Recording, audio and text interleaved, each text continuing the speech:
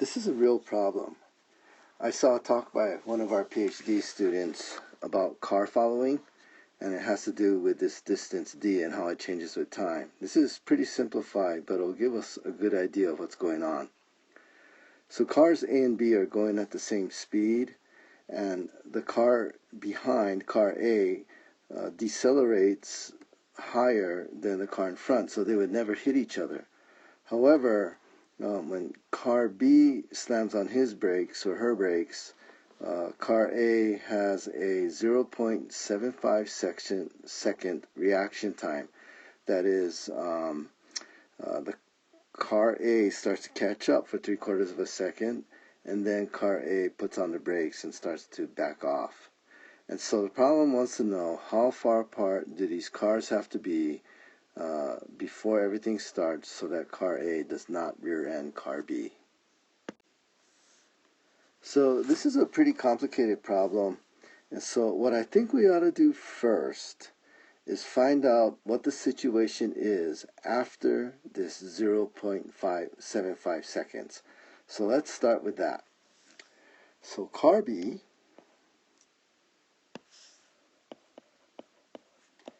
has at time 0, when the brakes first go on, car B has an initial velocity of 60 feet per second and immediately has an acceleration of minus 12 feet per second squared.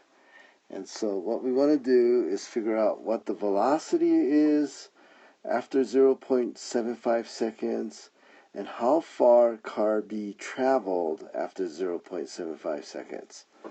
Okay, so at t equals 0.75 seconds, since it's constant acceleration, v at 0.75 equals the initial velocity plus the acceleration, which in this case is negative, times t. So it's 60 minus 12 times 0.75 seconds. And that equals 51 feet per second. We also need to figure out how far car B has moved in 0.75 seconds. So again, since it's constant acceleration, we can use our constant acceleration equation, which in this class is s, not x, sorry. So s at 0.75 equals s0 plus v0t plus 1/2 at squared. So it starts at point 0. It has an initial velocity of 60 feet per second squared, 0.75 seconds. And acceleration is minus 12 feet per second squared and 0.75 seconds squared. And is 41.625 feet. Now let's figure out how far car A has gone forward in this 0.75 seconds. So car A has gone forward. Let's see, its initial velocity is also 60 feet per second, but the acceleration of car A for the first 0.75 seconds is 0 because the driver hasn't quite stepped on the brakes yet. So of course at 0.75 seconds, since there's no acceleration, the velocity is still 60 feet per second, and the distance it's gone forward, okay, so s minus s0, okay, so where it was and then how much forward it's gone, okay, is v0t plus 1/2 at squared, which is 60 feet times 0.75 seconds plus 0, because the acceleration is 0. And 3/4 of 60 is 45 feet. Okay, so let's summarize. Car A has gone forward 45 feet in that first 0.75 seconds. Car B,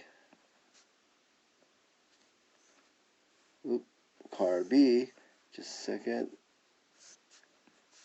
Car B has gone forward 41.625 feet.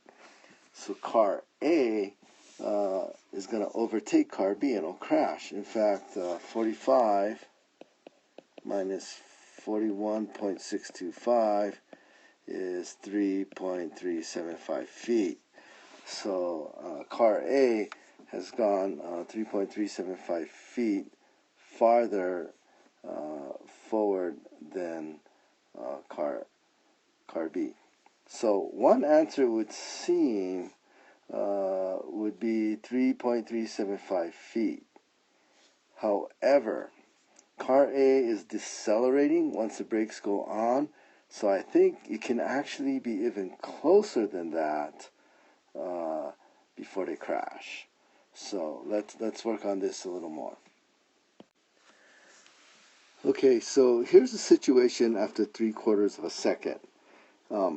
Car A has gained 3.375 feet on car B over that first 3/4 of a second.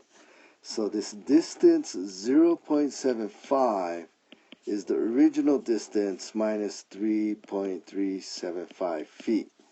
And so now the new initial conditions, car A is going at 60 feet per second. Car B is going at, what was the acceleration? The velocity, 51 feet per second. So A initially is faster than B, and so it'll rear end B. The only thing that is stopping this is that car A is really slamming on the brakes, and so car A's acceleration is higher. Car A is decelerating at 15 feet per second square, and B is decelerating at 12 feet per second squared. And so what we need to do is figure out what this D 0.75 has to be so that A doesn't hit B. And then once we get D 0.75, we have to add that extra 3.375 feet that car A caught up on car B over the first 3/4 of a second. Okay, so what we're going to do is figure out how much forward each car gets, think about it a little bit, and see how far that has to be so they don't hit. So to save some recording time, I just went ahead and wrote out these equations.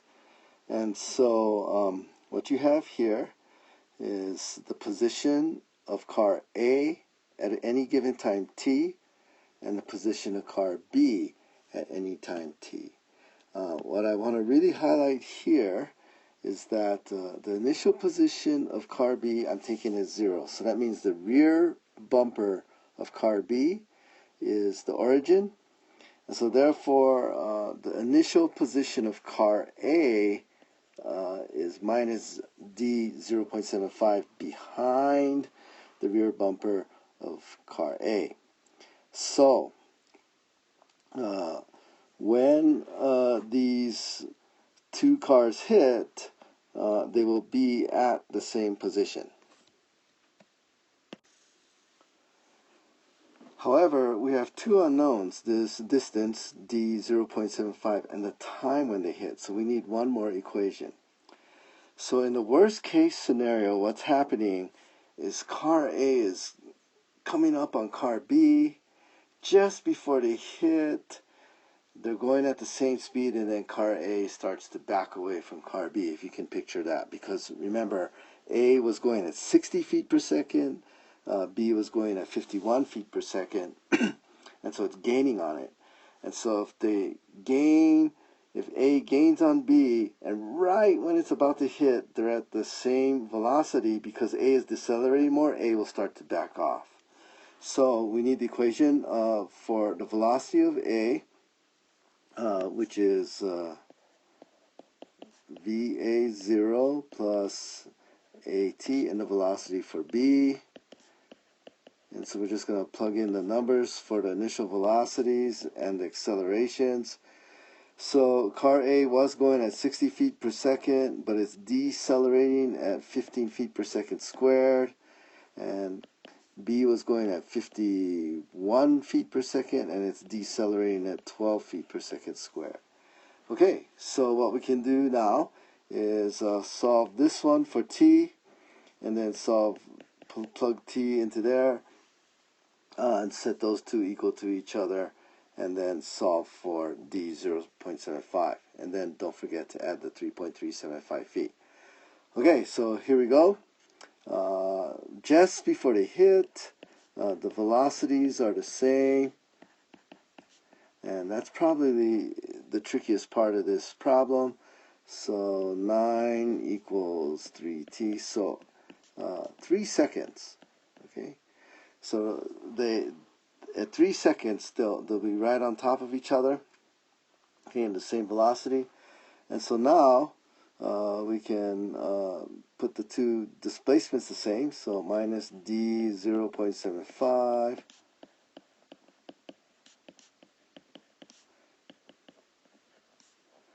that will equal the displacement of B.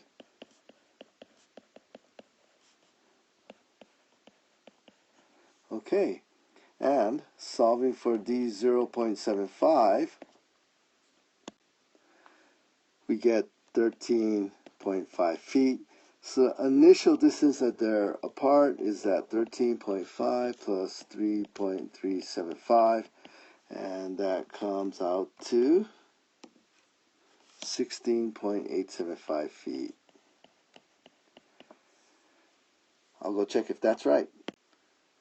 So I just checked the solution manual, which I know many of you have, and this is correct.